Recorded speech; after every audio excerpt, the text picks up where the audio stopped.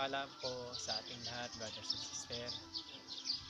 Uh, paikot at takot ati umuna nga konpos ko nga intinda po kanya.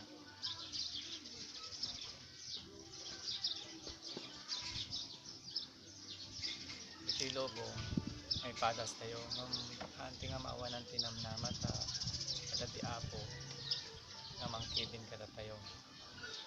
Pamagat na ating ipaikot at takot